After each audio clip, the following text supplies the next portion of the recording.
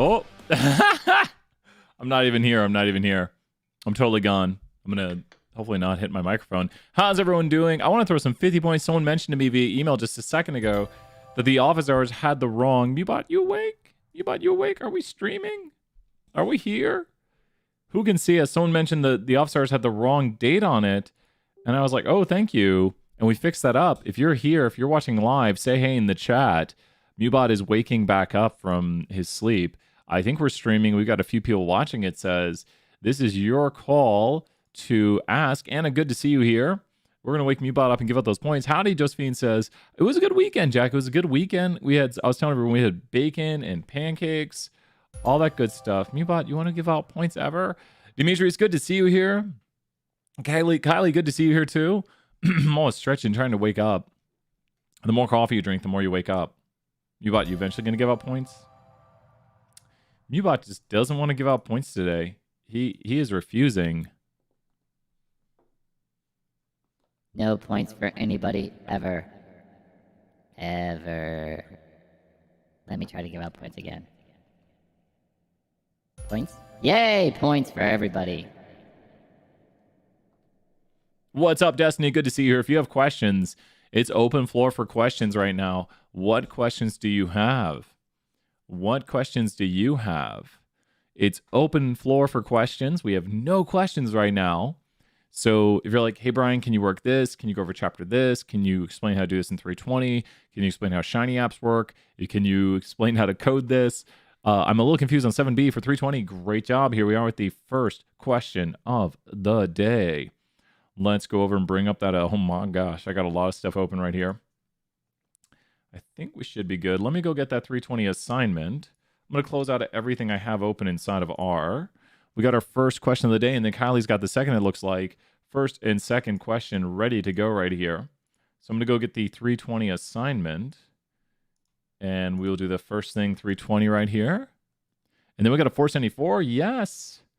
Got a sustainability thing. Let's go grab the questions. Thank you to everybody. Already got questions going. I'm going and grabbing the 320 assignment. We're going to talk over some 7B.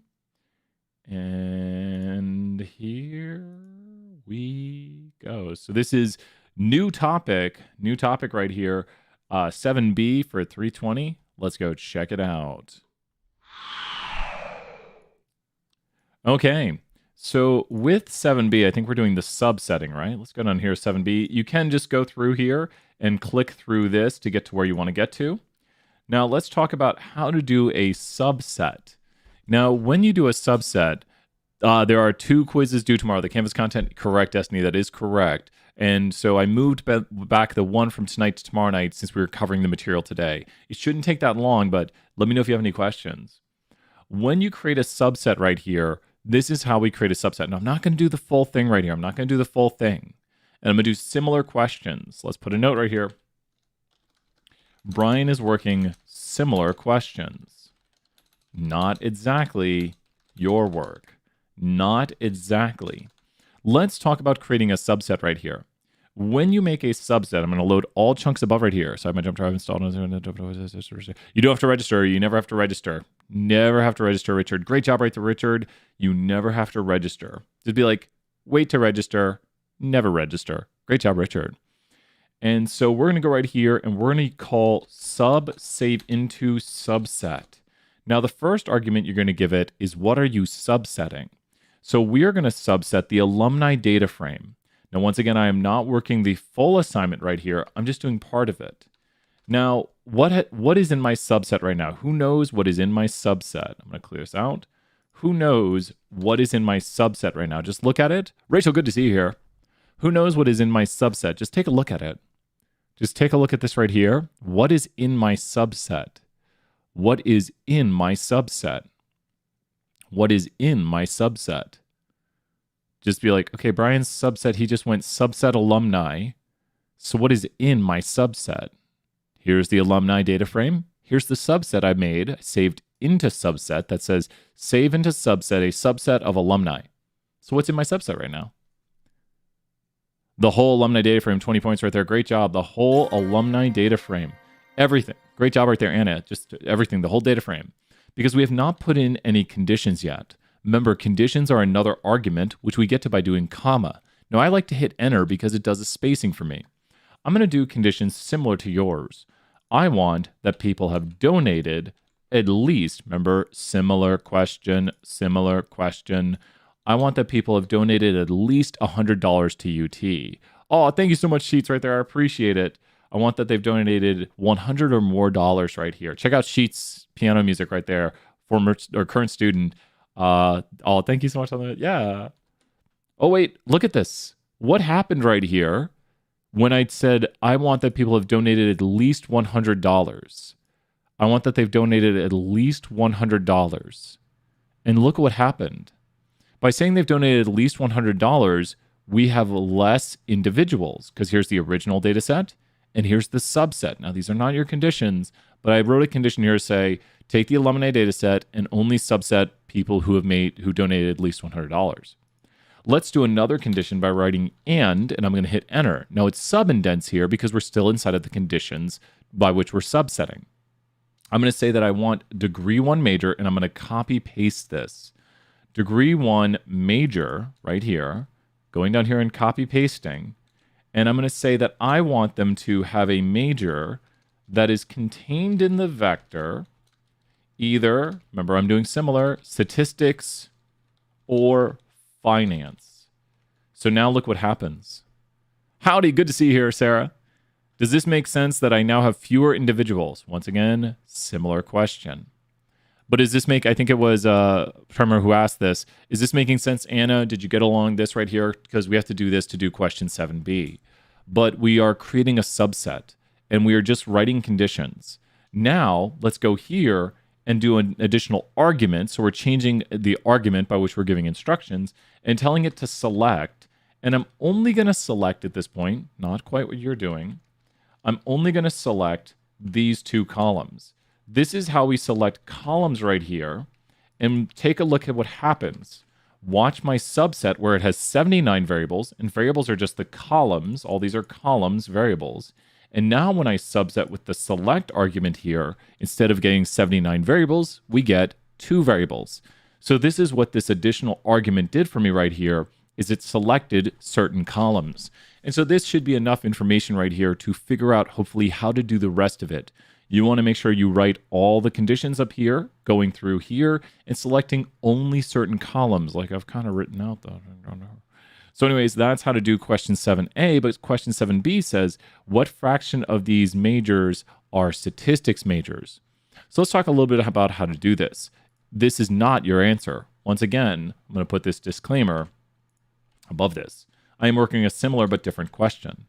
So if we want to do a logical test to see if someone is a statistics major, let's go to the subset and let's go to their major. And then we could do a test to see if somebody is, let's say, finance. Once again, similar question. And so what are we going to get when we run this right here, Anna?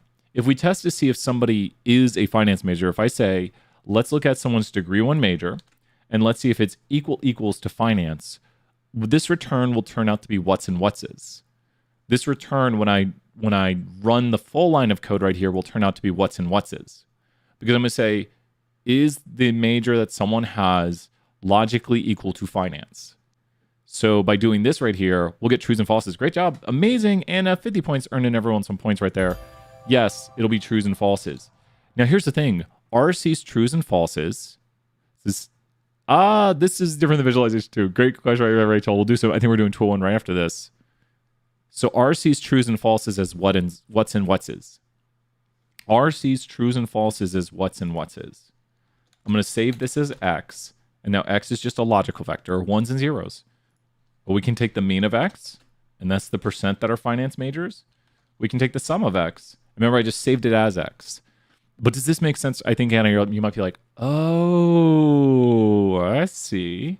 Because we want to find out what fraction from 0 to 1. So we can just take a logical vector like this is X. Like this is X. So I'm just storing it for to make it smaller so I can just work with it. Good to see you here, Roderick. This is just a smaller version by storing it into X. It's now that logical vector we created. You can see it right there. And so now I can just take the mean of X to find the percent of trues. That's why I like seeing Sarah. Great job right there. Another 20 points, Sarah, right there. just practicing, and when you see it, you're like, we can take the mean of a logical vector, or we could just sum up how many truths there are. So that's got it right there. Great job right there, Anna. And maybe we'll look at C real quick. Sort sub. This one's tricky. I'm going to do this one here too. I might just kind of have to do it. This one is one of the trickiest ones on here. The order variable, and do I have the lifetime gift to UT, is going to tell us the order by which these values would go in if we were to put them in a vector. So if you look at this right here, if we were to order these, and we probably want decreasing equals true, I think. Yes, now it's changed the order. 9, 14 in this vector should be one of the largest ones. So if we go here to sub $, lifetime gift to UT, and we were to go here to position 9, it's 711. Do we see any bigger ones than that? Because I'm checking the numbers. There's 4, and that's 648. It's bigger right there.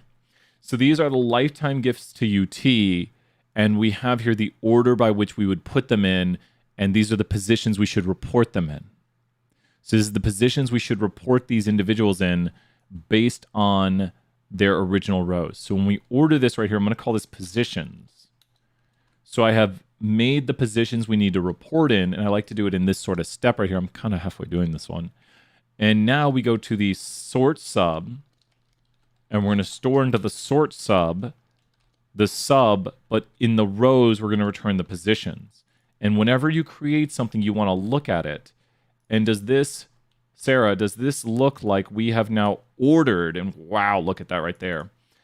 Does it look like we've now ordered the individuals by which we want to report them right here? And it's doing this for us. It's grabbing the numbers and reporting them in this order for us. Does this look like we've now sorted this data frame and returned an ordered data frame? So the order function is going to return the order by which we should report them. And then I just say that into positions, and then I return the rows in those positions. So it returns the ordered rows. A little bit trickier, probably one of the harder things. It is in the notes. That was one of the trickier ones I had to work with when I was figuring out how to code stuff, because you have to first create the order and then return the rows in those orders. And then you can store it so that way it remains a stored ordered object. It's actually easiest if you're just viewing things to go here to the sub and just order it like this. And there you go. And you can actually see the row numbers right here by which are the largest values. So you can actually get their row numbers right there. That is a tricky one, and I kind of just worked this problem. So good stuff right there. Sometimes you get a little help, sometimes you get a lot of help. But now I think we're doing the next question right here. Kylie said, can we go over chapter 3 homework? Kylie, you got it. This is some Stat 201, chapter 3, and then we got a 474 next. Great job, Sarah. Excellent work. I just want to say thank you to everybody showing up here. Hashtag show up. We know that right there. Is Demi going to go home tonight? Wait, Demi can't go home for anyone who watches Bachelor in Paradise, because the women have the roses this week. So Demi can't go home. Who's going home tonight? Who watches Bachelor in Paradise besides me? Jews, put questions in the chat. We put them in order. We got a 474 after this, but put the question in the chat. The more you put in the chat, the more I do. Like, I'll try to do them all. Who's going home tonight? Oh no, is Connor going home? Connor's going home, right? You're going home tonight, Destiny? Is that as you said? Let me go here. We're gonna start some 201. You're behind already? No, don't worry. Ask any sort of question you have. Any sort of question. Hey Brian, can you work this question? Hey Brian, can you explain this topic? Getting jump? Which do you have a Mac or a PC, Sarah? Do you have a Mac or a PC? I'm getting the My Pearson assignment loaded up as we talk. Do you have a Mac or a PC? Do you have a Mac or a PC? Oh my gosh, I'm clicking buttons. How do you find the median IQ for sim and leaf that has a lot of numbers? Put them all. Yeah, sometimes you might have to put a lot in order. We won't put that on the test though. Demetrius, if you want, we could pull up that question here next. Chapter 2 quiz. We'll do that after 474 if you want. On a PC, it says HP on the back. Awesome. Here, I'm going to put the video in the chat. So tell me, if you get stuck on this, send me a screenshot. Send me a screenshot, Sarah. You meant Bachelor in Paradise? Oh, you're already way behind on Bachelor in Paradise. Well, I mean, that's what matters, is watching some Bachelor in Paradise. That's our, like, guilty pleasure is Bachelor in Paradise. Getting the homework pulled up right here. Okay. Let's hop into doing some Chapter 3 homework. This is new topic. New topic. Chapter 3 homework. Let's take a look here. So with this right here, we are doing a bivariate categorical display of data. So I want to make sure you have the following graphic. We'll be seeing this a lot in class. So here's all your visualizations. Bivariate categorical. Let's take a look at the Jack right here. We'll take a look at that next. Bivariate, or send it to me on Discord and I'll take a look and I'll be like, oh, hopefully I can find the error. Bivariate categorical. What kind of graphic are you noticing on the screen here? I'm going to show it to you again. What kind of graphic is this on the screen right here? What kind of graphic is that up there? Anyone know what that is? What is that graphic called right there? What is that graphic called on the screen right here? This graphic on the screen right now is a what for 20 points? Who knows what this graphic is called on the screen up top? What is that graphic? Look at the bivariate categorical. I'm blocking it, but you got to look here categorical, and you're looking in this region right here. So what is that graphic called on the screen right now? 20 points up for grabs. What is that graphic called on the screen up top? That is a what table? What kind of graphic is that? Good review for all classes. Bivariate categorical, because we asked somebody, what is your ethnicity? And then what was the admission decision? So this is 2 categorical questions. Not really good. Destiny right there, 20 points. Destiny, thank you right there. Not a contingency table, a contingency table. A frequency table is univariate because it just shows the frequency of one question, but a contingency table, great job, Demetrius, right there. It is a bivariate display of categorical. We have 2 questions. What is your ethnicity and what was your admissions decision? And this question right here, let's go through. The percent of applicants who were Asian. So we have to look for all applicants. So we have 458 applicants. And this is what is called a marginal display because we're over here in the margins. 458 divided by 1308. All applicants that were Asian, that is the percent out of all applicants. We're going to go right here and put it all in there. We're going to delete down, and we're going to go here to 1 decimal. We should have it. Woo, got scared right there.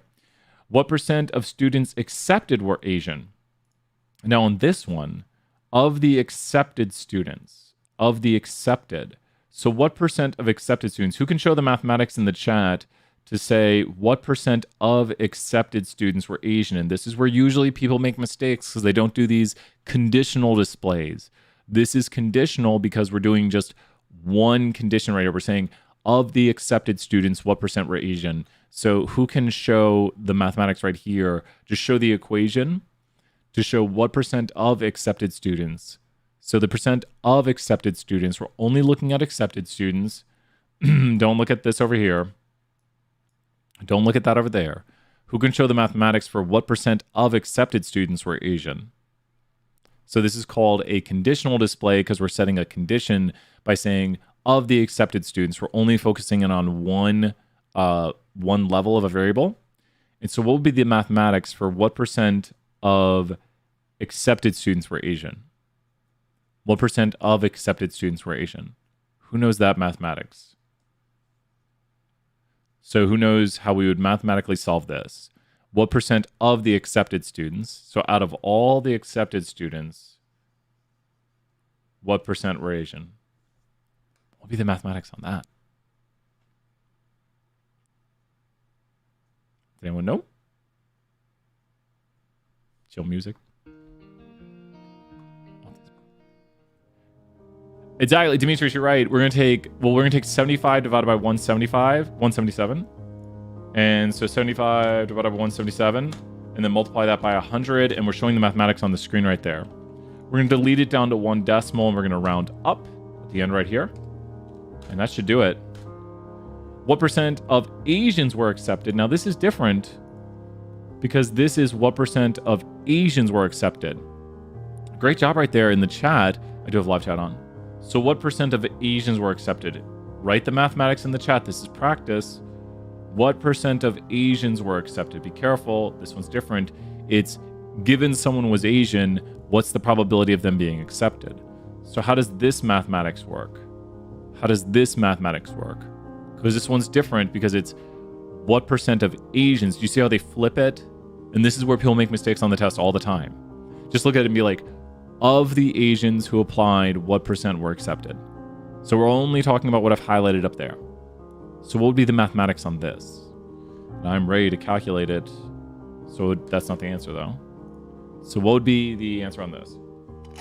That's the end of coffee. No more coffee. So this is, given someone was Asian, what percent of individuals were accepted?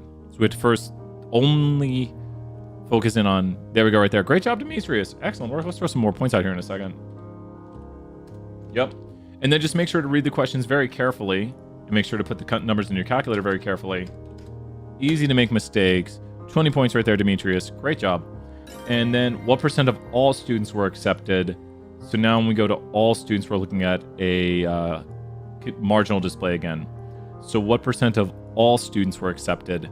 So we have to go here and look at accepted, and it's for all students. So this is the marginal display. And there it is right there. For all students, the percent of all students who were accepted is going to be this right here. And that is all students. Times it by 100 to make it a percent. Good to go. That's got it. 177 divided by 1308. That's the percent of all students who are accepted. Now, it usually gives you the numbers after this. If you get it on the quiz. Oh, no? I guess not. Maybe they removed that.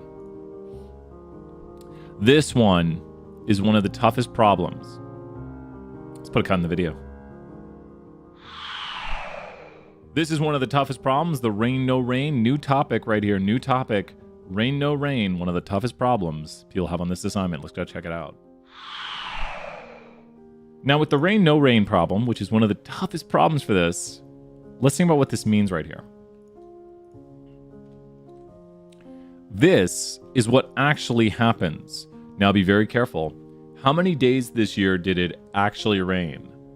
In the chat, I want you to tell me how many days this year it actually rained. How many days this year did it actually rain? Be very careful. How many days did it actually rain? So that's telling you what actually happened on that day. How many days this year did it actually rain? Be very careful. A lot of people have trouble with this one, but it all goes back to being able to read it. How many days this year did it actually rain? 28 days it rained when it was forecasted to rain. It actually rained. Great job, Demetrius. Excellent job, Jay. Just keep answering questions, following along. Josephine, you are correct. It's 35 because we have to go down this way. These are the days it actually rained, everything here. And these are the days it did not actually rain. So these are the days it was forecasted to rain if you go this way. And I guess maybe it'll make more sense if I do something like put the arrows like this. And does that make sense right there? Awesome. It said the disk is full. You might have to message me. We might have to hop on a Discord. Send me a screenshot of what it says. You might have to like look for like if you have movies or videos, things like that, or programs you're not using anymore. Those are the biggest things. Like large video files are I do a lot of video editing, so large video files are the biggest thing that take up space on your computer. When you look at, let me ask you this: how many days was it forecasted to rain? Another 20 points on the line right here. How many days was it forecasted to rain? How many days was it forecasted to rain? So how many days was rain forecasted? Great job, Sarah. Sarah, 20 points right there. Thank you so much. Well, so 28 days is right here, but it was forecasted to rain what? How many days was it Now, here's the trick. You have to take these arrows and you have to go all the way across for the forecasted rain and the forecast no rain. So how many days was it forecasted to rain? How many days was it forecasted to rain? So here's the forecast, and here's the rain. So you have to go all the way across. It goes all the way. Sorry about that if I didn't make that clear. These arrows go I just didn't want to go through the numbers. They go all the way across right here. So how many days was it forecasted to rain? I just want to throw 20 points. Great job following along. A lot of people have mistakes with this. So how many days was it forecasted to rain? How many days was it forecasted to rain?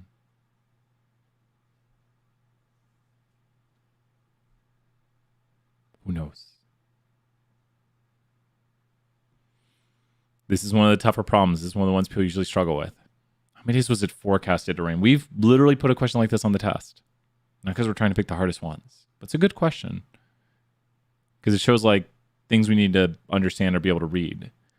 So the forecast rain should be this across here. Remember, forecast rain is forecast, and then we just take this and go across.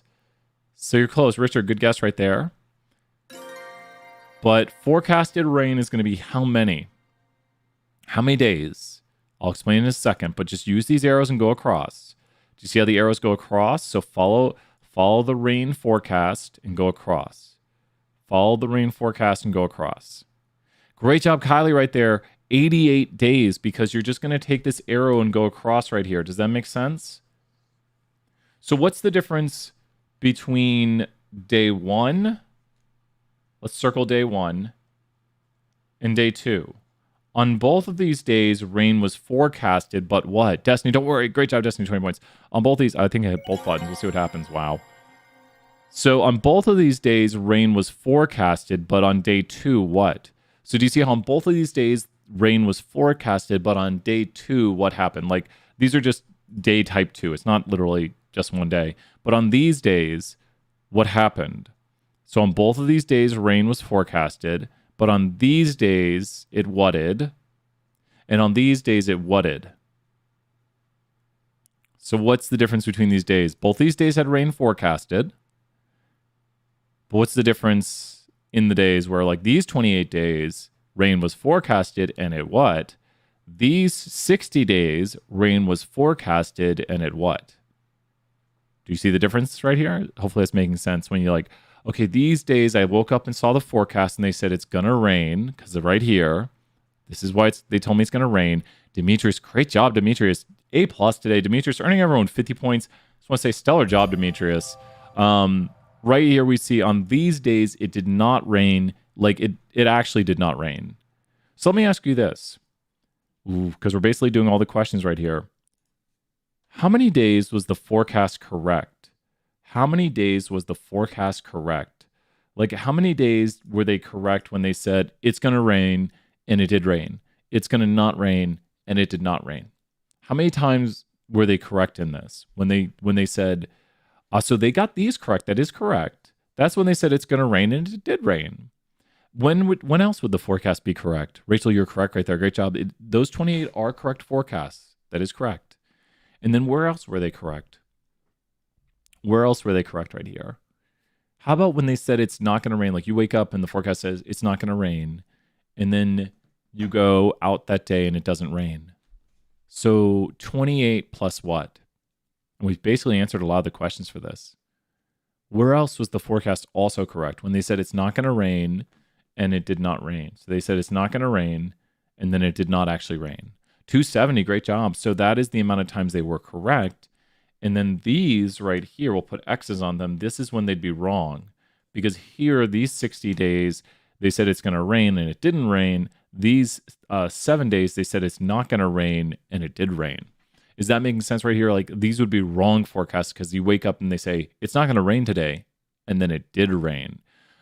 Does everyone feel like this makes a little more sense reading this graphic? We're going to go and do the problem now, but it all goes back to being able to read this and knowing that these 60 days were inaccurate forecasts where they said it is going to rain, because look at there, that's forecasted rain, and then it actually did not rain on these 60 days.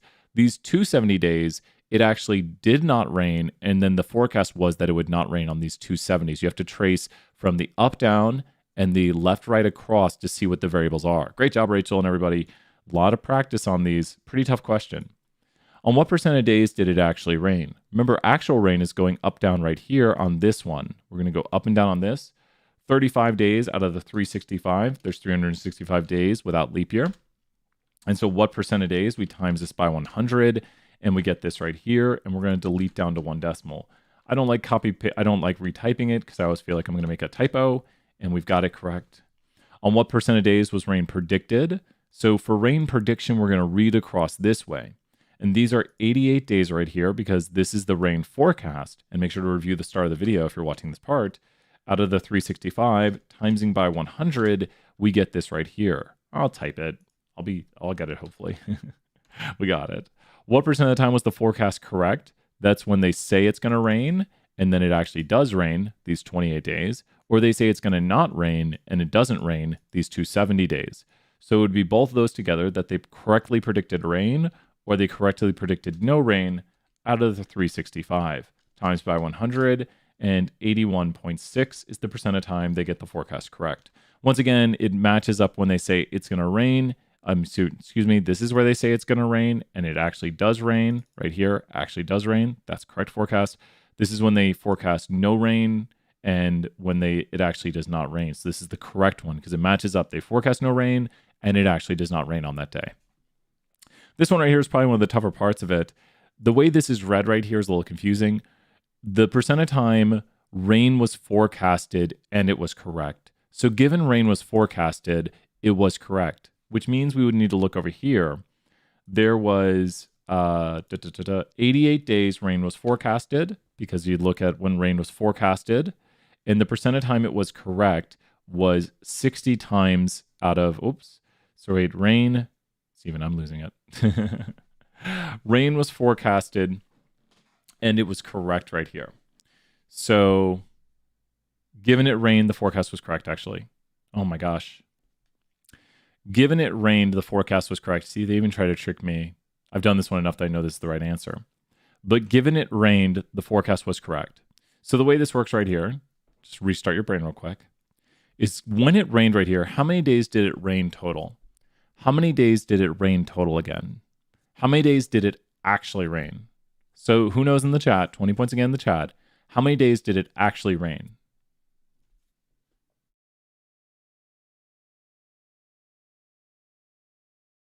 Had to sneeze and then didn't have to sneeze. How many days did it actually rain? How many days did it actually rain? 35. How many days out of those 35 was the forecast correct? So 35 is obtained from this right here. 28 of the 35 days, the forecast was correct. And guess what? 80%. So given it rained, so when it actually rained, 35 days, the forecast was correct, 28 out of the 35 days. That's a little bit tough right there. That one's a tougher one. Is there evidence of an association? If you look at the similarity of these bars right here, given it rained, they're right about 80% of the time. Given it did not rain, they're right about 82%. If there was a bigger difference where the bars had more differences, no worries, Mary. Great job there, Mary. This is no evidence of association. Is there evidence of association? No, because the accuracies appear to be very close. So the accuracy of given it rained is very close to the accuracy of the other one. And I think we'll finish off this assignment right here. But this is a tougher one. And I've got a lot of videos going over this, but a lot of people get stuck on this one.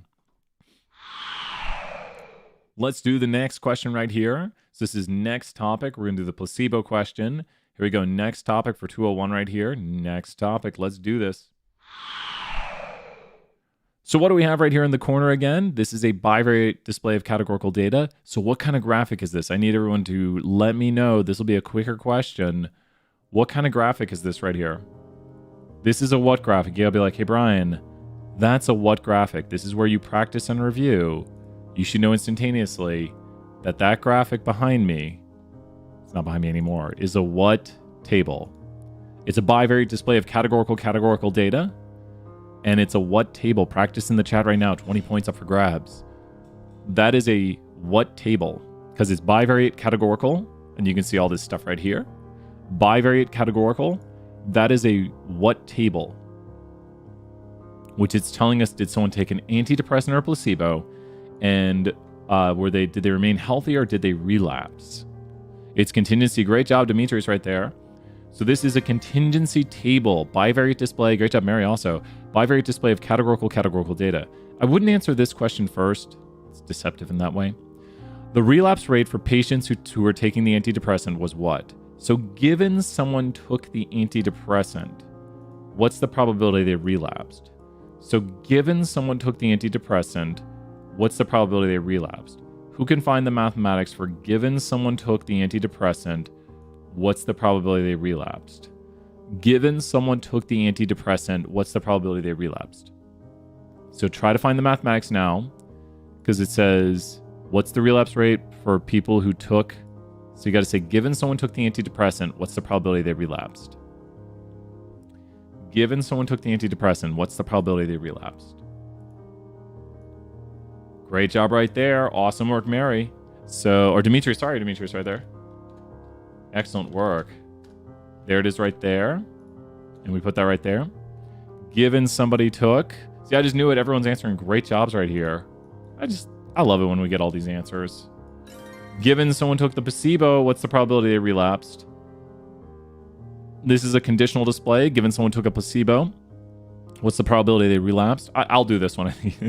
People are doing great. They're following along excellently. The relapse rate is kind of similar, very similar. Now, here's the thing. How many decimals? 1 decimal. Uh-oh. Uh-oh. We're going to lose points if we don't do 1 decimal.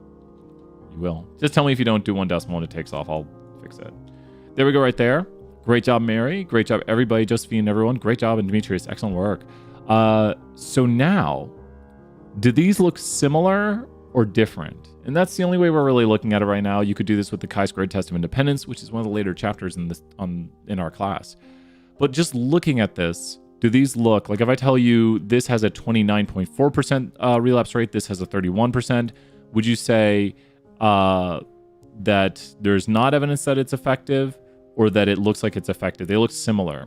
So there is not evidence. And your question could be different. If your numbers are further apart, then there is evidence that it's effective. My numbers are very close, so there's not evidence. Did I round everything? Whoo, I got worried right there. I got worried. Oh, let's hop here. Let's do another question. Great job, everybody. 2 more questions, I think. Or is this the last one? Part 4. I think we're almost done. Let's finish it up. Let's finish off these questions.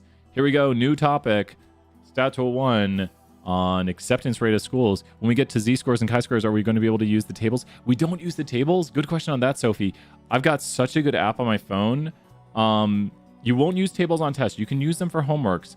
But I've got this probability and distribution applet thing where I can pull up the normal curve. And that's why I don't use tables, is because we use the applets. Here, I'll show you, Sophie. We use the David M. Lane applet. And so you use that, and we show you pictures of it on the test. So you can check that out. You can see it on my phone right there. I've actually got the app to get z-scores and everything. And then we also use the empirical rule. So we use the normal curve, and we show pictures of it, because you can always just like do exact calculations on your phone, because I've got literal normal curve on my phone. And I can tell you pretty much a lot of z-scores. I sadly have done too many of them.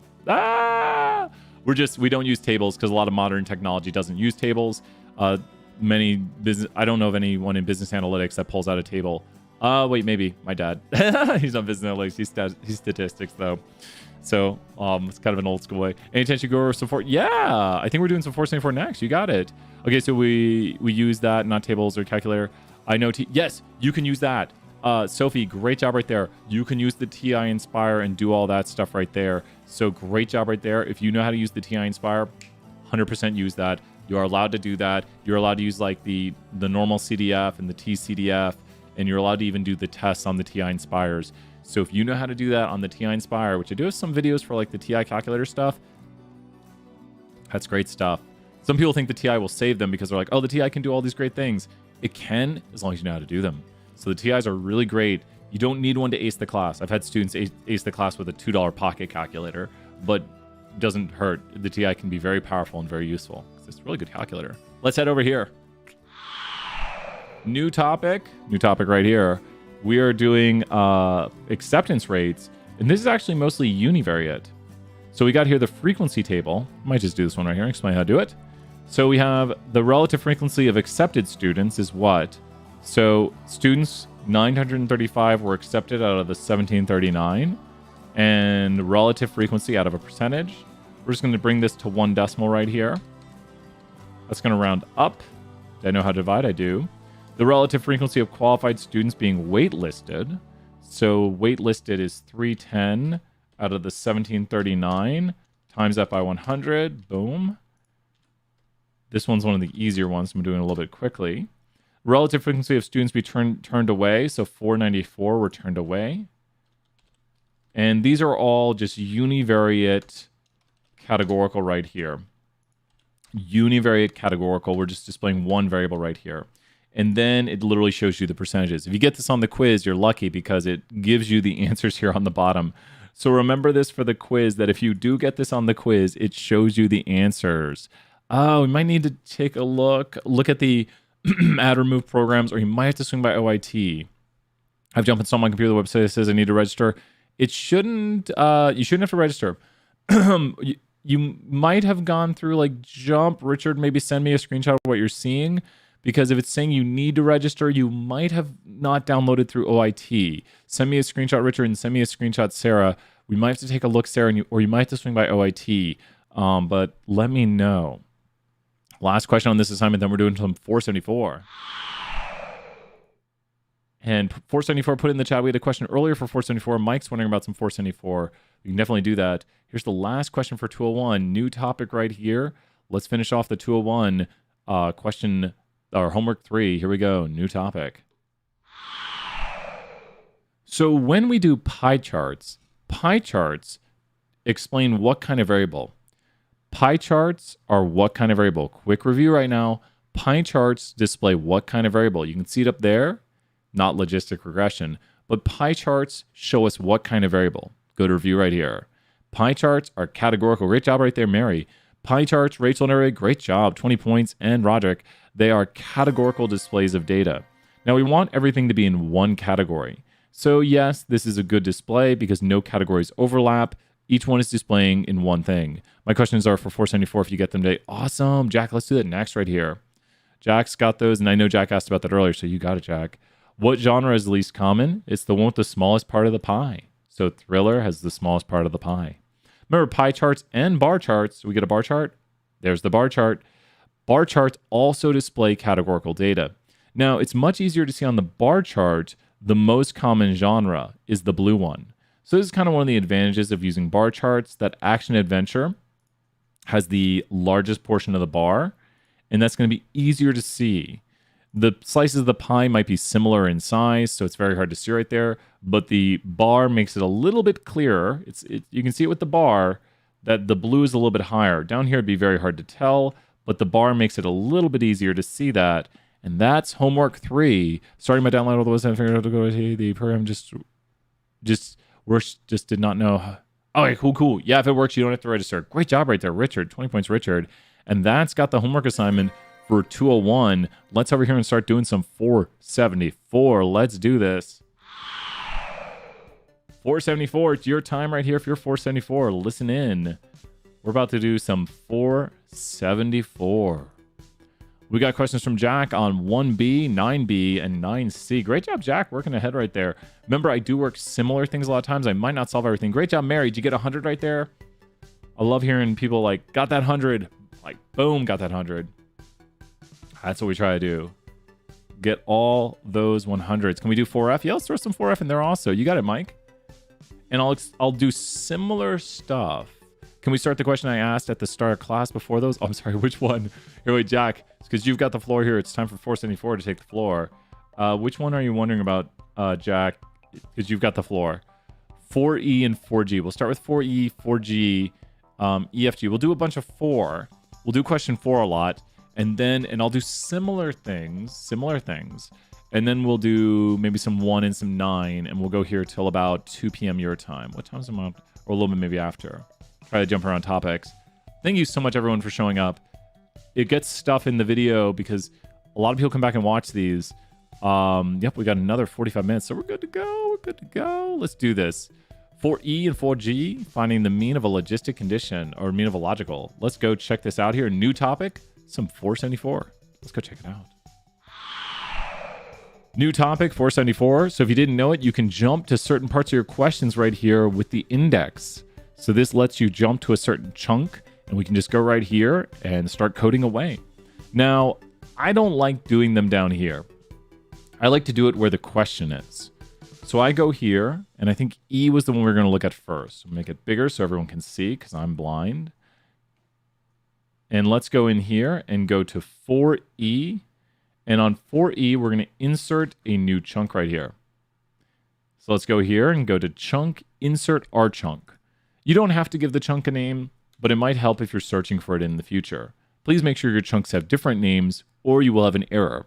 But notice how this chunk I just added with chunk add in is going to be where I can code for e. So we need to find the fraction, a number between 0 and 1 of movies whose budget exceed $50 million. Do this with a combination of the which length instead of using mean on a logical statement. Oh, that's no fun. That's no fun. So what I'm doing, if you can't tell, let me show again, is I'm running all chunks above. Running all chunks above will run everything above. So how do I get to the variables inside of the movie data frame?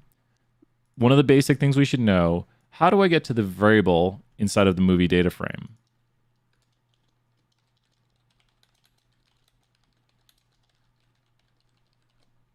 I need this disclaimer at all times that I'm doing similar. How do I get to a variable inside of a data frame? How do I get to a variable inside of a data frame? How do I get to a variable inside of a data frame? Because this is a data frame. Here's the data frame. That's a data frame. It's just like an Excel spreadsheet. $sign right there, Jack. Great job right there. 20 points. You know the $sign right there is how we get to the variables. And it'll start auto-completing.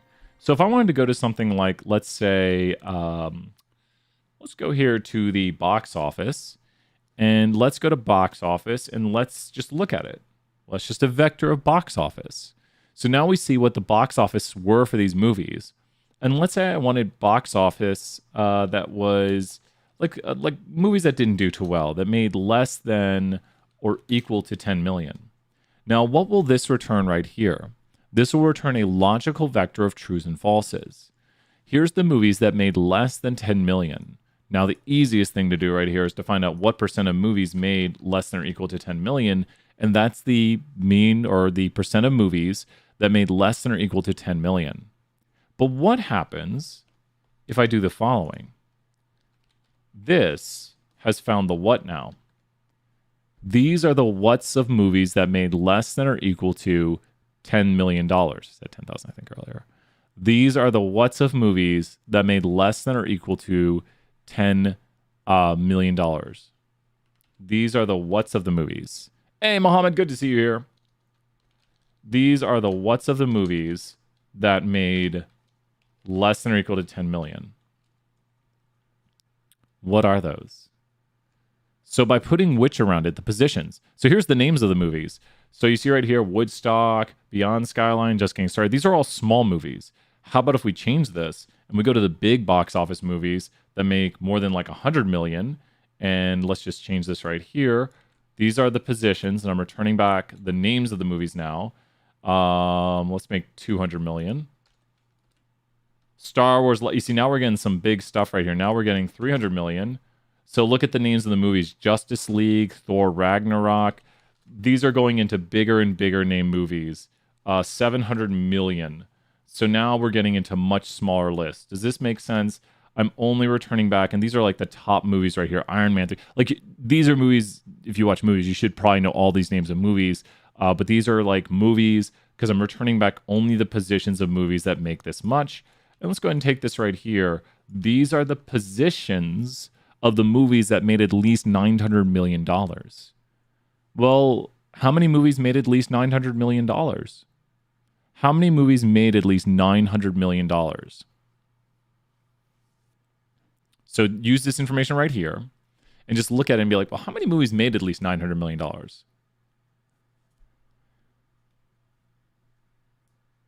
66. Great job right there, Mike. So we can find that by just going here and going to length of this vector, because this is the positions of them, and that's how many.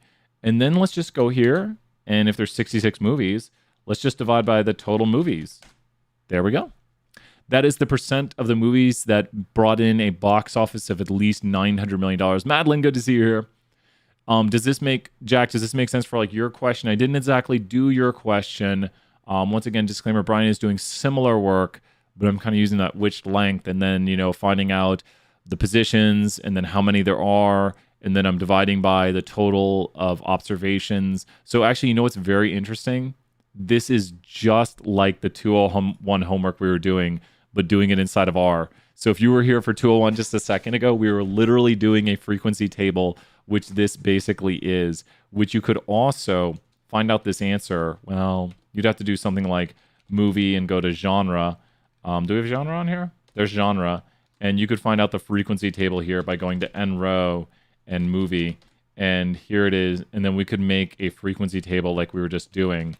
There's a frequency table. And then we could round it. So there we go. We want this. Here is just like Statual 1, but a frequency table showing us the most common. And then we could go right here and sort this because it's a vector. And there's the most common. The most common movies are comedy, followed by romance, followed by action.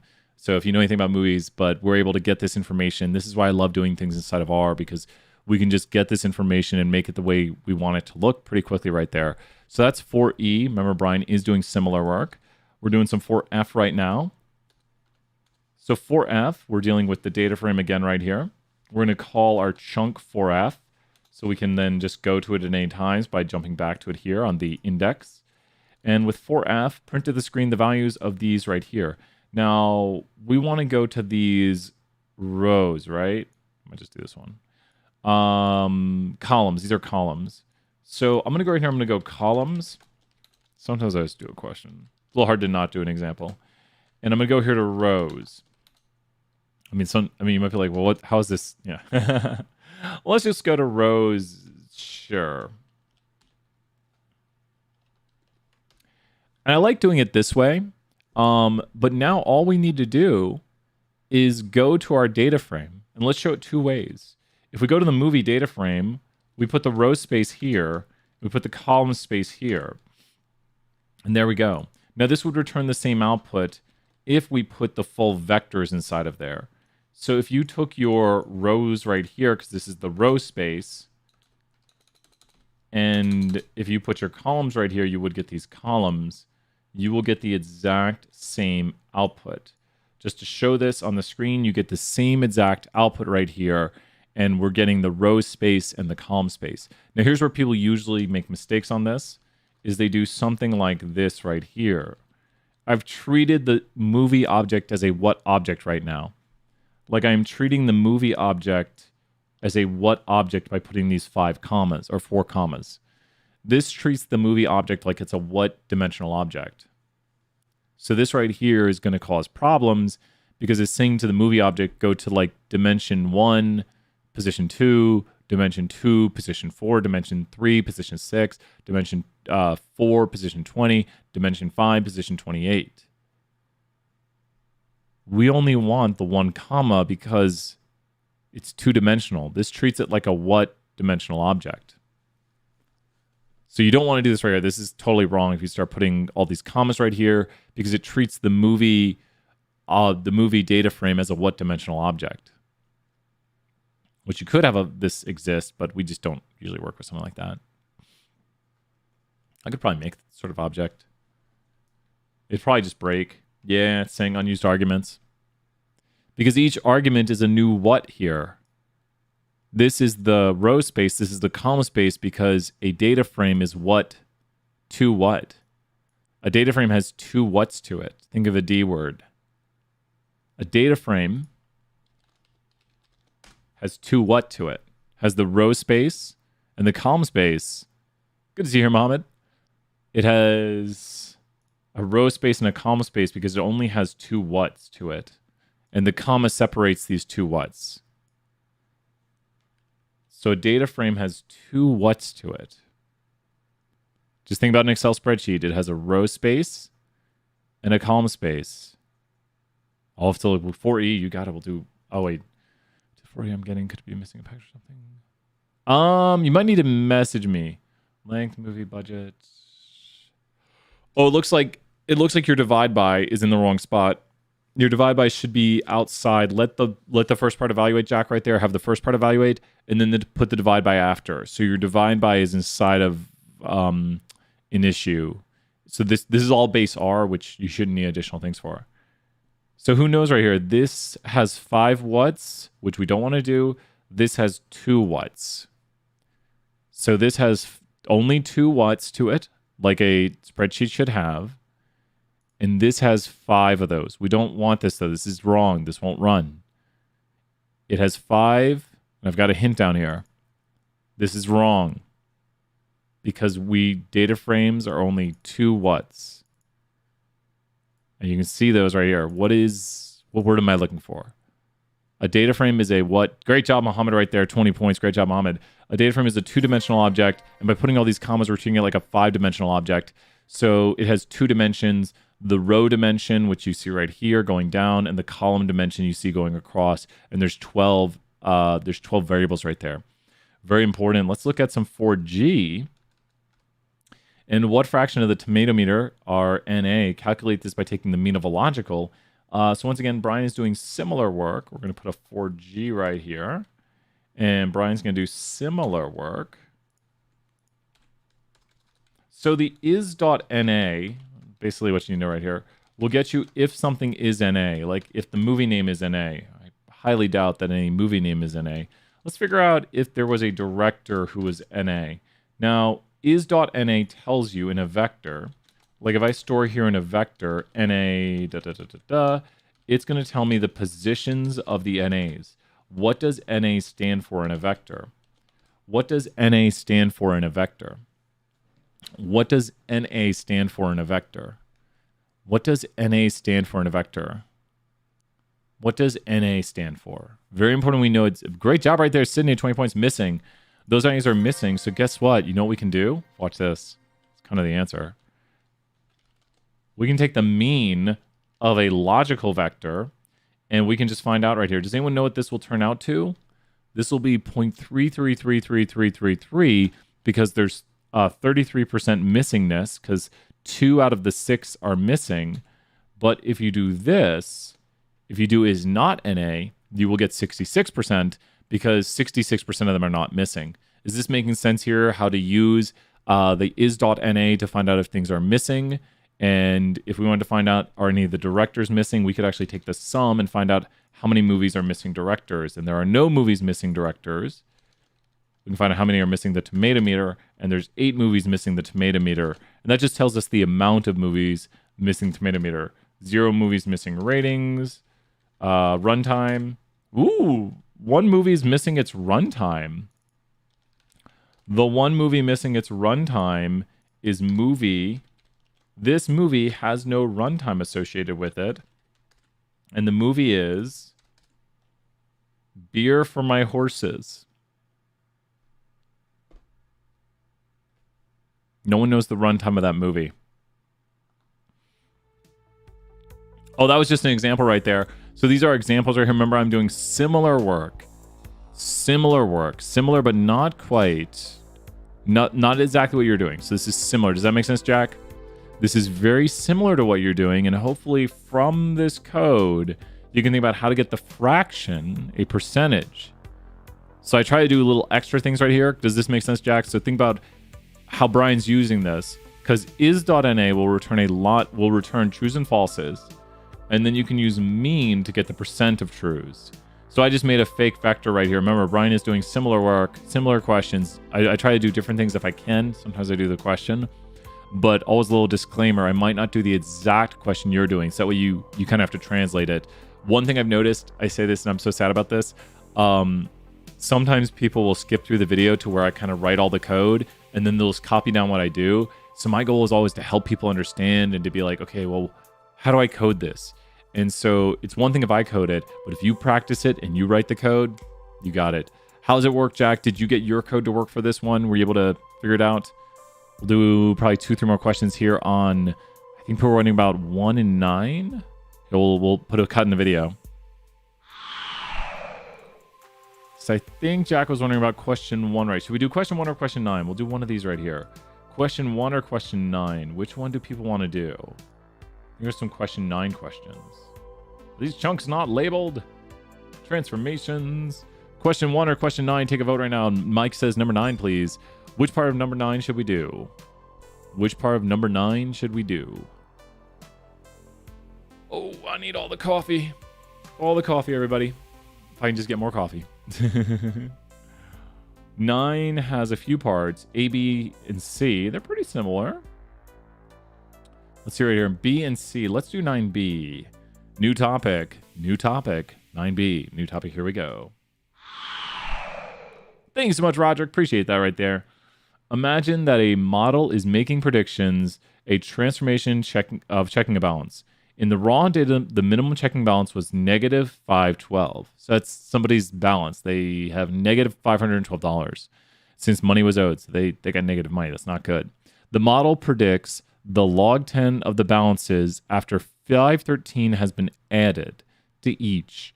So when you think about this, if you were to take negative 512 and add to it 513, what would you get? What does this follow? What does this become right here? Just solve this in your head. I'll solve it here on the screen. What does this become right here? What does this become? Someone had this is their original balance is negative 512. And so we added 513 to it. So what does this become? Just solve this math equation right here. This is the complicated stuff we do in senior level courses. Sometimes it sounds really complicated and you're like, okay, wait a minute. So they had negative 512. Now we're going to add to it 513. So now we would say they have this much money. So they had negative 512. We're adding to it 513. So they're going to have what amount? Just solve that equation right there. 20 points on line. So what would they have right here if we took negative 512 and added to it 513? 1. Destiny, great job right there. Excellent work. They'd have 1. But then it says we do something else. It says now we take the log 10 of this. So look at that. Whoa, what? Remember, Berna? Always a disclaimer right there. So now when you think about this, if we have here this number, probably the first thing we want to do to this is what do we want to undo to this first? This has been transformed. What is the first thing you want to do to this? So we've transformed this. That's what we did to achieve that 0. What is the first thing we want to do to take this backwards now? Think about taking this backwards now. And what would you do to this now?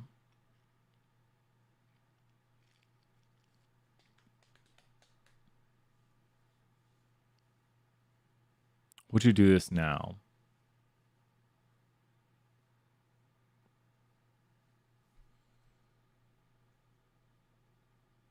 This is the hard part. You have to, what are you going to undo first? So you want to undo this. Let's put a note right here. Let's undo this transformation. So let's undo this. Let's take the transformation off this. So you kind of have to like peel off the outsides of it first. So what are you going to do to it first to undo it? And we can see the steps by which we transformed it. So now we're going to go back up this way till we get to the negative 512. To repeat again, it was negative 512. Let me show it just only these numbers. It was negative 512.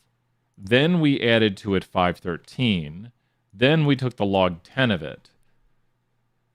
So that, close, Jack. So E is not involved here because we never used like log base E or natural log, which is log, natural log is log base E. We never used E, so we don't have to do anything with E, but you're kind of close. So when we do a log, to undo a log, like if you were to have here, if you do log 10 of 1,000, that is 3 because when you raise 10 to 3, you get 1,000. So log 10, 1,000 basically asks, what power do you raise 10 to get 1,000? So to undo this, we have to take 10 and raise it to 3. So to undo this first part right here, we have to take 10 and raise it to that. And if you look at this, remember the order by which we went. We had here the original value, then we added to it this, then we log 10'd it. And now we have this. Now we're going to go back up and we're going to undo the log 10ing. And now we're going to do what to it? Now that we've undone the log 10ing, what do we do to it now? So we undid the log 10 on it because it was log 10. That was the last thing that happened to it. We took this part off of it. And now we're going to do what? How do we undo the other part of it? We're trying to undo this because someone took the log 10 of something that they added 513 to. So now the other undo on it's going to be what? This is a very similar, I've kind of half worked it. So now what else do we need to undo on it to get the original value? And you can check this with your vector. So now what else do we need to do to it to get the original value? Because we undid the log 10. So this right here undid the log 10. These things cancel. This is canceled out right here. We're down to just this inner portion right here. So how do we undo what's been done to it here? This is the original value, and this is the transformation still on it. So how do we remove this thing right here and undo that? Someone added 513 to it. Because now we're back to 1, where someone added 513 to this. So how do we undo this and go back in time to this right here? We're trying to go back this way to untransform it. We're so close. We're so close. How would we undo this 513? Like someone's like, we added 513. We're like, well, let's undo that. Let's cancel that out. How do we undo that 513 that someone added on to the data? So we're trying to untransform things. So if someone added 513, we should what 513? I think you're on the right track. That might sort of maybe double check, because if you get it, and we're going to subtract, and what should I see if this is working? I do some. We usually meet on Discord. We do some. If you want, message me and look right here. We have the original value. Do you see how it talks about what the original values were? So the original values, which I don't think we have listed up there, it says the original value is negative 512. Easiest way, Vincent, right there. Once again, message me and we can set something up. But on Discord, if you message me, we can just pop into a meeting like that. You can say, hey, Brian, are you free? And I say, yep. And then boom, we're on Discord right away. It's the easiest way. Usually Zoom, it's like, meet at this time, and it's Zoom is usually Discord. Has anyone talked to me on Discord, and how easy is it to step a meeting? I think Roger and I have talked on Discord, maybe some other people in the chat. Usually you just click call and it's like boom, and you're in a meeting and it's super quick. Love Discord for that reason. That's got it with this question right here. I just have a quick question about the assignment 1 for 475 last night. I added a button to app, but I did not click the button to the graph itself. It's okay. You should be good, Caleb. You should be good, Caleb. Great question. We'll put all the music. It's open time for questions right now. Open time for questions. Vincent, send me an email. We'll set something up to meet and talk. You got it. We'll set something up. So send me a quick email and be like, hey, Brian, if you're not on the Discord, it's all right. We'll set something up on Zoom. And yeah. So, Caleb, you're probably good. As long as you meet the basic requirements, you're good. It's open floor on questions. We can do more 474, 201, 320. Open floor for the next 21 minutes. Next 21 minutes, open floor. We don't have any questions right now. What questions do you have? Which assignment are you working on? Visualizations, quizzes, homeworks. 320's got a big assignment coming up. Let's see what people have.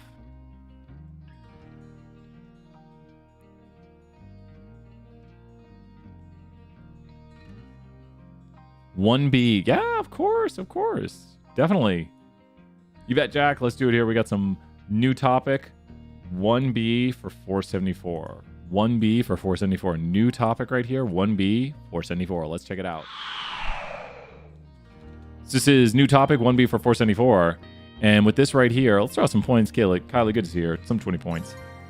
So mathematical operations are vectorized in R, meaning that if we perform one on a vector, the operation is applied to each element of a vector. This allows us to easily make a sequence. So you see this sequence right here. Print to the screen its sum, the sum of this sequence. When you think about a sequence right here, we can make better sequences. Once again,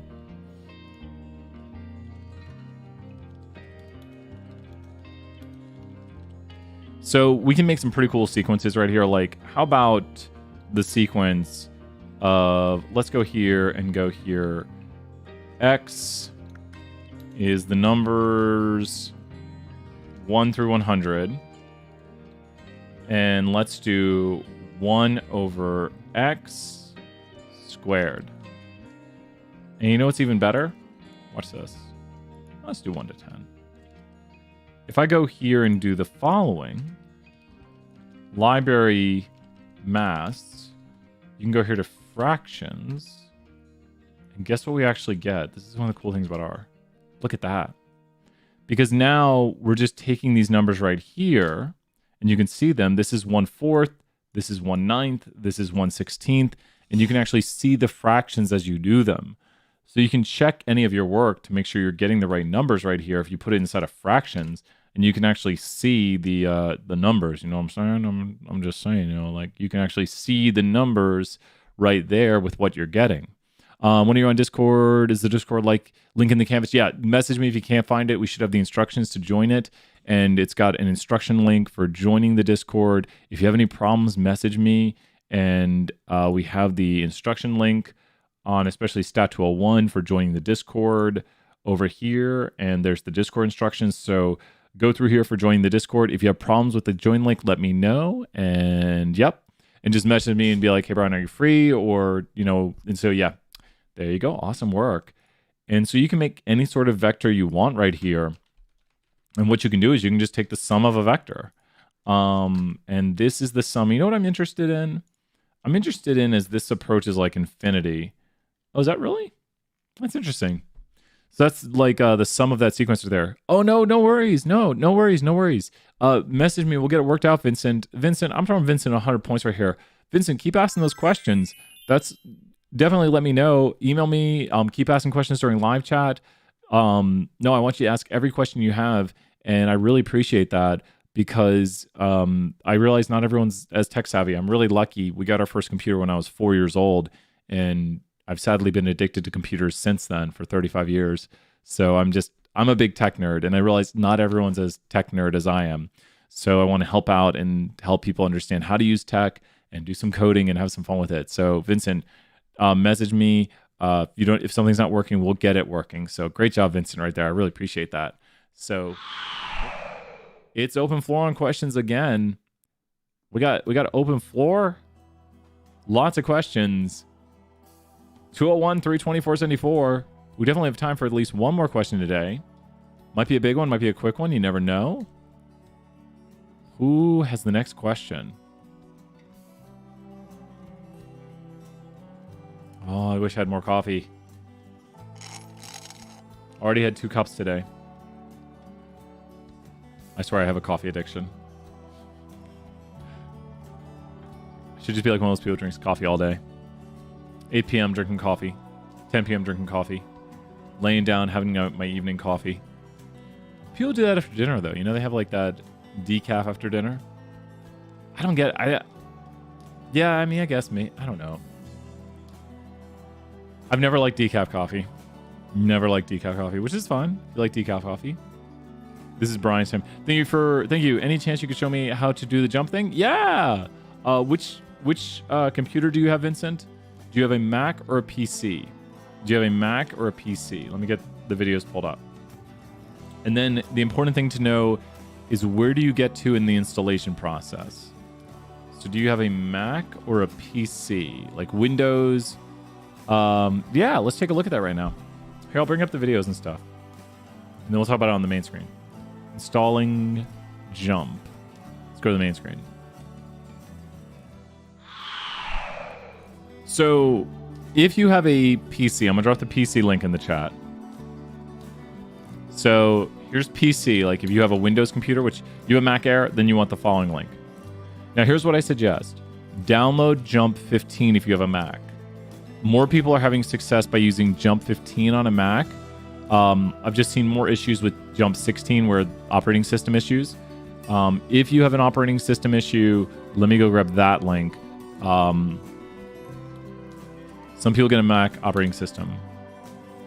So if it says your operating system's out of date, update Mac iOS.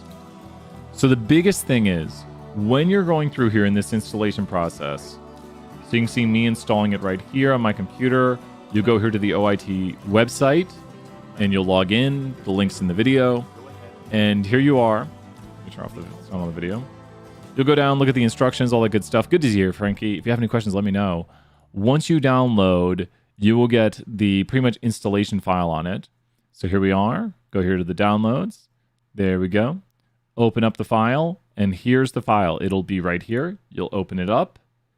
And once you double click to open it, it'll expand it. It might be a little bit different, but it'll still just be one file for the Mac. And now if you notice, we do get this right here, and we're going to go in here to where it says Jump. And inside of Jump, we're just going to go to Jump Pro. and the versions do change, but this is what you want. This file right here, the jump-15, if you're doing 15.dmg, that is the installation file. But if at any point you get stuck, a lot of people run into issues where it says it can't install. A lot of people run into issues with the operating system. So if you have an operating system issue, let me know immediately. How's this looking right here, Vincent? If you need a link to the OIT website, OIT UTK downloads, the OIT download website, I'm going to put that in the chat. OIT software download site. So here's the OIT software download site in the chat right there. Mubot's talking about StatTool 1 page right there. But let me know if you have any issues with this. If it says it wants a license renewal, here's how to update the license. And so just go through and show where to get the license renewal right here. It's in the SID files. So if it's like must update your license, which sometimes when people are having to update Jump or things like that, they have to go here to the license renewal. And so you just go there and yep. But what questions do people have right now? We've got 13 more minutes. We could do a quiz, Canvas content. We could do some 474, 320, 475. Your call right here. Parker, good to see you here, Parker. Parker, I gotta look. I got that free, you know. I'm so lucky I do a lot of the, here we'll hop into the main screen. I've been doing so much Battle League and Pokemon Go, and somehow I lucked out. Once you download it, how do you do the assignment? Oh, so do you have it open? From here, you will go. I'm looking to see if there's any unknowns. I really want a shiny unknown Pokemon Go. Ron just plays Pokemon Go during office hours. Once you have it downloaded, you want to go to the assignment and download the diamonds file. Let me put the video link in the chat. We've gone through it. Let me go to office hours. 13 people watching. I'm throwing some 50 points for all those 13 people watching right now. Thank you if you're here watching in the background, getting those points. So we want to go. I did a video on this recently. Let me grab the visualization one where we did visual. Oh, here we go. Okay, so I'm dropping this in the chat right here. So Vincent, here you go. Here's a link. Open this in a separate window, Vincent. This is visualization 1. So that is where I walk through visualization 1. I also have a visualization playlist. Visualization. So there's a visualization 1 playlist, and that is me walking through how to do visualization number 1 right there. So if you're stuck on visualization 1, let me know. If it won't install, let me know. Just be like, hey, Brian, it won't install. Here's the screenshot. Here's the issue I'm having. And yeah. What other questions are there? I might go grab some lunch here soon. But great job. Let's see if any urgent emails came in. The urgent emails. People working on Jump, it looks like. There we go. Oh. Got it. Yeah, people are... gotta check that out. Awesome. Go. No worries, Vincent. Here's the great news. Vincent, thank you so much. Vincent, 50 points again. I don't care. We give out tons of points here on office hours. 4074, 3D. You got it, Jack. Let's do that here next. I just want to, my goal is, and 320 and 474 and 475 will get emails next week. The better, who's with me on this? When you start out a semester, you want to be on track. You want to do everything right. And then 3-4 weeks into class, you're all worried. Yep, we did the visualization too. I can drop that video if you want. We might have enough time to, I have a really good, we did a lot on that. Let me drop that for you. Who here when they start a semester is like, I'm going to ace this semester. I'm going to do really good. And then it's a few weeks in and you're like, oh my gosh, I have like totally fallen behind. I'm totally lost. And anyone else do that? Here's quiz 2. There's a link to quiz 2 because we might not have enough time to, we don't have enough time to do the rest, like do all of them. And then if that is you, don't worry. There is a lot of time. We've got a big weekend coming up. It all comes down to having that moment where you say, I'm going to catch up. And I know that sounds crazy, but sometimes you just have to sit down and say, I'm going to sit down. I'm going to work through. I'm going to get caught up. I know it's always me. It's always me. I'm always like, I'm going to start this semester off so good. I'm going to get everything done. I'm going to be ahead of schedule. And then before I know it, everything's behind. It even happens when you're teaching where you're like, I'm going to get this posted. And I'll spend like 5 days working like before the semester, getting everything ready. And then there'll be something I need to catch up. And we all do it. So the best thing we can do is just in this moment, decide. So I'm putting links in the chat right there for Peppermint Patty. We can decide, you know what? Right now, I'm going to spend an extra hour tonight. It's all about that extra effort. Yeah, awesome, Peppermint Patty. Yep, and there's the links right there. We're going to do Jack's question. But if I'm to offer anyone one bit of advice right here, it's make a change. If you're unhappy, like if you're like, I need to catch up or something, well, don't worry. We're all going to make mistakes. We're all going to never be perfect. But be like, tonight, I'm going to spend an extra hour. Tonight, I'm going to put in some more effort. And, you know, that's how we start getting to where we want to be. I'm going to do that. I'm always trying to put in that extra effort. Put in that extra effort. We got this. Let's hop over here, put in some extra effort and do 474. Question, number, new topic. 3D. Let's go check this out. Now, one of the great things we have right here is the search. We can go right here and go to 3D if we want. 3D, your work right here. Oh, let's go take a look at 3D. And 3D says we are using the box office and we're going to take the median of certain stuff. Now, I've already got all this loaded in right here. Let's go ahead and remove it all. And we're going to load everything above. And then we're going to load this into box. And now we're going to take the median of something.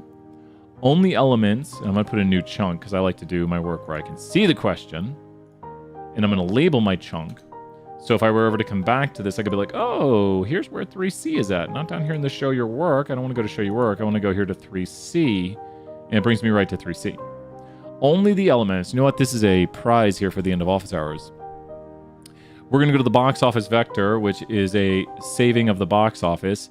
It's just a bunch of numbers. It's just numbers on the number line, how much the movie's made. Ooh, that movie made a lot of money. That's movie 852.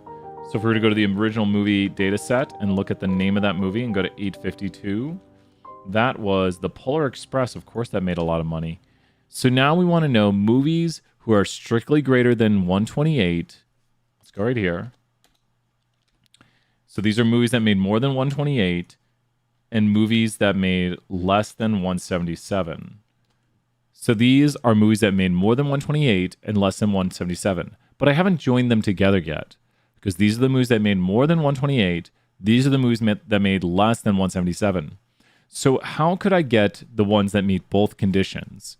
How could we have them meet both conditions right here to get the movies that are greater than this and the movies that are less than this? How could we do this right here? How could we do this right here? Get the movies that are greater than this and the movies that are less than this? How could we join this? Remember, R reads through spaces, so I can put as many spaces as I want. And it's angry right now because I'm missing something. I'm missing something right here to join them. We'll do D next. Yeah, we'll do D next. We got time here for the end. Sorry about that. I can't read. How could I join them right here, Jack? Join them together. How could I join them? We just put an and. Now, this is going to return a logical vector. So with this logical vector right here, this would be a movie 996. So we should see for box of 996, it's between those numbers. Just confirming right there, just looking at it. Yeah, no, welcome, Jack. You're doing great. But take a look at this. I'm going to call this positions right here. I like to store this as a step right here because now I can go to box and return the positions. And guess what? All these movies are the correct values. And then I just need to take the median of it. Once again, I'm not doing the full thing. It's kind of pretty much done right here. But let's go to the 15 largest values. Well, so Jack, I need your help on this. You ready? We got 5 minutes to finish this. How could I figure out the largest values? Let's find the largest values. We want to find the median of stuff, right? Remember, we are finding the median once we find these. So how could I find the 15 largest values? So first find Well, let's first just put the things in some sort of, I don't want to say order. Let's I'll say it. Let's sort them. Let's first sort them. Sort, yeah, let's go sort it. Great job right there, Mike. 20 points, Mike. Excellent answers right there. Let's sort this vector. Now that we have the vector sorted, but wait a minute. Okay, if you look at the vector sorted, if we go here on the sorted vector, we need to add in an additional argument. And now we want to add in an additional argument for what? Because these are not the biggest ones. These are not the biggest. So we want to add an additional argument. If you're wondering how sort works, you can always put a question mark next to the sort. And when you put a question mark next to sort, it'll bring up how sort works. And you can take a look and you can see the arguments. And you can see we have an additional argument right here. We want to remove this out of the way. And what do we get? Ooh, which is the same thing as if you were to do it in multiple steps sometimes. Remember, try to do it a few different ways to see if you can use the different commands right here. Head will get you the first 15, but this is going to return the same code right here. Just different steps to attain the same goal, but that's kind of got it. I mean, I think it should be clear. Make sure you only display answers you should show. Just make sure you clean up your code. I do a little bit extra work. So do remember, Brian does extra things during office hours. Like, you shouldn't be writing all of this. You don't want to display things like 3 times. Be thinking about what code you want, what you need. And I haven't finished this off, but I think, Jack, from here, does it seem kind of obvious what to do? Because Jack was the one who asked. From here, are you like, I know what to do now? I mean, if you get what I'm saying, the next step should be kind of obvious. And this is why we don't solve these things by hand, because the computer can just solve it for us. We just should know it's the 50th percentile. Well, Jack, that's got it. Great work, Jack. Excellent job, everybody. I think 474 is going to be very happy. A lot of 474 was done today. A lot of 201 was done today. 320, 445. Ah! I'm going to go grab some quick lunch here real fast. We'll be back teaching some 201 here very soon. But as we say, bye for now, everyone. Bye. Bye, everybody. We'll be back, I promise.